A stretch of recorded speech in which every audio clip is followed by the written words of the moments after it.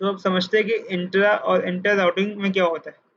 So basically ये जो हमने बात की, ये दो जो हमने अभी ऊपर एल्गोरिथम्स की बात की, ये एल्गोरिथम्स हमारे पास परफेक्ट है अगर हमारे पास कम राउटर्स है, लेकिन अगर हमारे पास बिलियंस ऑफ राउटर्स हो जाए, सो ये जो एल्गोरिथम्स है हमारे पास ये काम नहीं कर सकते, क्योंकि बिलियंस ऑफ राउटर में हमारे पास जो राउटिंग टेबल है वो हमारे पास इतनी सारी राउटिंग्स की इंफॉर्मेशन नहीं रख सकता।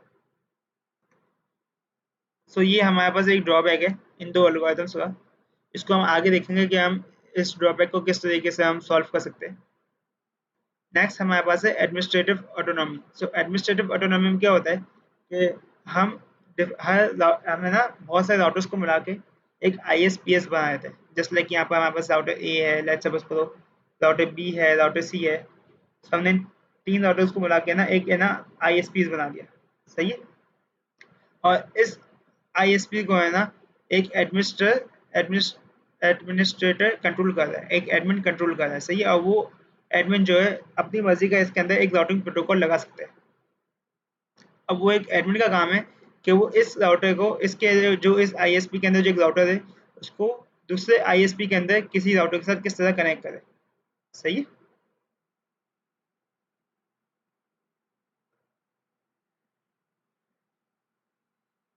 बेसिकली यहाँ पे हम देखते हैं कि ऑटोनोमस सिस्टम हमारे पास होता क्या है। सो ऑटोनोमस सिस्टम क्या होता है, जो एग्रीगेट राउटर्स होते हैं जिनको हम एक रीजन के अंदर पैक कर देते हैं, उसको हम क्या कहते हैं, autonomic system. So inter autonomous system हमारे पास क्या होता है कि routing among the router within the same autonomous system. So जो राउटिंग जो इंटर डोमेन प्रोटोकॉल होगी वो एक ऑटोनोमस सिस्टम के अंदर है ना, all routers in autonomous system must run in the same inter domain protocol. So जो एक ऑटोनोमस सिस्टम है, जस्ट लाइक कि यहाँ पे मैं एक ऑटोनोमस सिस्टम बना दिया जिसके अंदर हमारे पास मल्टीपल राउटर्स है। सही है। तो जो इसके दरमियान प्रोटोकॉल्स होगी ना वो बिल्कुल सेम ही होगी। ऐसा नहीं हो सकता कि है ना ABC के दरमियान अलग प्रोटोकॉल चलिए, Z और Y के दरमियान एक अलग प्रोटोकॉल चलिए, ऐसा नहीं हो सकता। सब जो राउटर से जो इस ऑटोनोमस सिस्टम के अंदर है उनके दरमियान एक सेम प्रोटोकॉल चलेगी। सही। Routers in different autonomous system can run different inter domain routing protocol. So अगर जो दूसरा डिफरेंट जो ऑटोनोमस सिस्टम है, जस्ट लाइक ये Z यहाँ पर है, लेकिन जो A है, A नहीं कोई हम अल्फाबेट लेते हैं, यहाँ पर X जो है वो किसी दूसरे ऑटोनोमस सिस्टम में, तो हो सकता है कि Z की जो राउटिंग प्रोटोकॉल वो अलग हो और X की जो राउटिंग प्रोटोकॉल हो वो अलग हो। इसी तरीके से हमारे पास है ना इंटर ऑटोनोमस सिस्टम के अलावा होता है हमारे पास inter autonomous system. So inter autonomous system में क्या होता है कि राउटिंग अमंग ऑटोनोमस सिस्टम। सो एक जो राउटिंग है वो होती है हमारे पास एक ही ऑटोनोमस सिस्टम के अंदर जिसको हम इंट्रा कहते हैं। सही है। और एक राउटिंग होती है outside the autonomous system, just like कि यहाँ पे जो बी है वो कनेक्ट करें यहाँ पर एक्स से जो एक दूसरे ऑटोनोमस सिस्टम के अंदर, सो हम उसको कहेंगे इंटर ऑटोनोमस सिस्टम। अब जो इंटर ऑटोनोमस सिस्टम होता है उसके लिए हमारे पास डिफरेंट प्रोटोकॉल्स होती है, जस्ट लाइक के राउटिंग इन्फॉर्मेशन प्रोटोकॉल। सही है। जिसके अंदर हम डिस्टेंस वेक्टर यूज करते हैं, हर और जो इन्फॉर्मेशन एक्सचेंज होती है वो हर 30 सेकंड के बाद होती है। इस तरीके से हमारे पास है enhance interior gateway routing protocol जिसके अंदर हम डिस्टेंस वेक्टर यूज करते हैं। और लास्ट हमारे पास है open shortest path first protocol. So इसके अंदर बेसिकली हम link state routing protocol use करते हैं। सो अब यहाँ पर इंटर जो ऑटोनोमस सिस्टम होता है वो बेसिकली किस तरीके से एक जो पैकेट है उसको राउटर के पास पहुंचाता है। सो बेसिकली होता क्या है कि सबसे पहले है ना जो AS1 है ना, सही है, अब लेट्स सपोज करते हैं कि AS1 के पास एक पैकेट आया है और हमें ये पैकेट AS1 के किस राउटर पे फॉरवर्ड करना है ये हमें कैसे पता चलेगा। सो हम बेसिकली ये करेंगे कि AS1 है सबसे पहले अपनी है ना इंफॉर्मेशन निकालेगा, रीचेबिलिटी इंफॉर्मेशन AS2 से, एटोनोमस सिस्टम 2 से और एटोनोमस सिस्टम 3 से। और वो इंफॉर्मेशन रीचेबिलिटी इंफॉर्मेशन को अपने हर राउटर पे अपडेट कर देगा कि भाई 1B जो है उसके वो AS2 से करीब है, 1C जो है वो AS3 से करीब है और 1A जो है AS3 से करीब है। इस तरीके से वो हर राउटर को अपडेट कर देगा।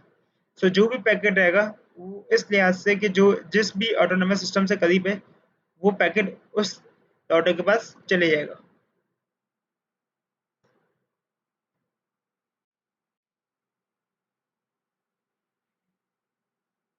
तो अब हम यहाँ बात करते हैं बॉर्डर गेटवे प्रोटोकॉल की। सो बॉर्डर गेटवे प्रोटोकॉल क्या करता है कि हमें अलाउ करता है कि हम इंटरनेट से जो डिफरेंट जो राउटिंग इंफॉर्मेशन है बिटवीन द ऑटोनमस सिस्टम इसको एक्सचेंज कर सके। सो बॉर्डर गेटवे प्रोटोकॉल में बेसिकली होता क्या हमारे पास, जस्ट लाइक हमने ऊपर बात की कि ऑटोनमस सिस्टम में हमारे पास मल्टीपल राउटर्स होते हैं। सो अब बॉर्डर गेटवे हमें है ना, अगर कोई पैकेट है हमारे पास 2B के पास, सो हमें इसको है ना बेचना है 3B पे। सो बॉर्डर गेटवे सिस्टम अलाउ करता है कि हम 2B से पहले वो पैकेट है ना डिफरेंट ऑटोनोमस सिस्टम यानी कि 1B पे भेजे, फिर 1B से वो पैकेट होते हुए 3B पे जाए। अब ये किस तरीके से काम करते हैं, बेसिकली बॉर्डर गेटवे के पास ना दो फंक्शंस ना हम यूज़ करते हैं बॉर्डर गेटवे के। एक होता है हमारे पास एक्सटर्नल बॉर्डर गेटवे प्रोटोकॉल और एक होता है हमारे पास internal border gateway protocol. So basically external border gateway protocol है वो डिफरेंट ऑटोनोमस सिस्टम के दरमियान कनेक्शन क्रिएट करता है, और जो इंटरनल बॉर्डर गेटवे प्रोटोकॉल है वो एक ही ऑटोनोमस सिस्टम के जो डिफरेंट राउटर्स होते हैं उनके दरमियान कनेक्शन कायम करता है। सो जस्ट लाइक हम यहाँ पर अगर देखें, सो जो 3A है वो हमारे पास एक अलग ऑटोनोमस सिस्टम 3 का हिस्सा है, और 2C जो है वो ऑटोनोमस सिस्टम 2 का हिस्सा है। सो 2C से जो 3A तक कम्युनिकेशन हो रही है वो बेसिकली किसके जरिए हो रही है, एक्सटर्नल बॉर्डर गेटवे प्रोटोकॉल के जरिए। और जो 3A से जो 3B 3C 3D तक कम्युनिकेशन हो रही है, क्योंकि ये सब एक ही ऑटोनोमस सिस्टम का हिस्सा है। सो ये जो कम्युनिकेशन हो रही है ये हो रही है हमारे पास इंटरनल बॉर्डर गेटवे प्रोटोकॉल के जरिए। सो अब हम यहाँ पर समझते हैं कि बॉर्डर गेटवे के प्रोटोकॉल के जरिए बेसिकली ये डायग्राम थोड़ी सी यहाँ पर मिसप्रिंट हो गई है, तो हम इसको बुक से देख लेते हैं। सो यहाँ पर एक डायग्राम है जिसके अंदर हमारे पास एक पैकेट है एक्स। सो इस पैकेट को हमें यहाँ से बेसिकली 1A पे पहुँचाना है। सो हम कैसे पहुँचाएंगे, सो होगा बेसिकली ये कि अगर हम यहाँ से जो पैकेट है हमारा वो सबसे पहले है ना एक्स जो है वो 3A के पास जाएगा। 3A जो है यहाँ पर हमारे पास क्या होगा, यहाँ से यू पैकेज जाएगा। सो ये हमारे पास कौन सी प्रोटोकॉल लग रही है यहाँ पर, इंटरनल बॉर्डर गेटवे प्रोटोकॉल। फिर जो 3A है इस मैसेज को पास करेगा 2C के पास। सो यहाँ पर कौन सी प्रोटोकॉल लग रही है हमारे पास, एक्सटर्नल बॉर्डर गेटवे प्रोटोकॉल।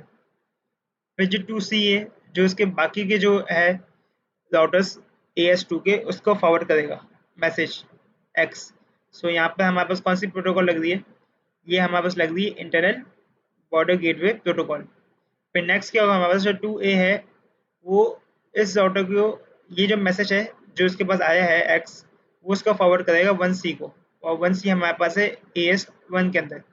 सो यहाँ पर हमारे पास लग रही है कौन सी protocol, external border gateway protocol. और फाइनली जब ये 1C के बाद मैसेज आएगा तो 1C ये मैसेज को फॉरवर्ड कर देगा इसके जितने भी राउटर्स है, और ये यहाँ पर हमारे पास प्रोटोकॉल लगेगी इंटरनल बॉर्डर गेटवे प्रोटोकॉल। सो इस तरीके से हमारे पास BGP एक मैसेज को जो डिफरेंट ऑटोनोमस सिस्टम के अंदर है उसको फॉरवर्ड करने के काम आता है। सो आई होप कि आपको समझ आ गया होगा कि BGP किस तरीके से काम करता है, इंटर डोमेन और इंटर डोमेन राउटिंग प्रोटोकॉल क्या होती है। सो अगर आपको वीडियो अच्छी लगे तो प्लीज़ लाइक करें, चैनल को सब्सक्राइब करें। मिलते हैं नेक्स्ट वीडियो में, तब तक के लिए अल्लाह हाफिज़।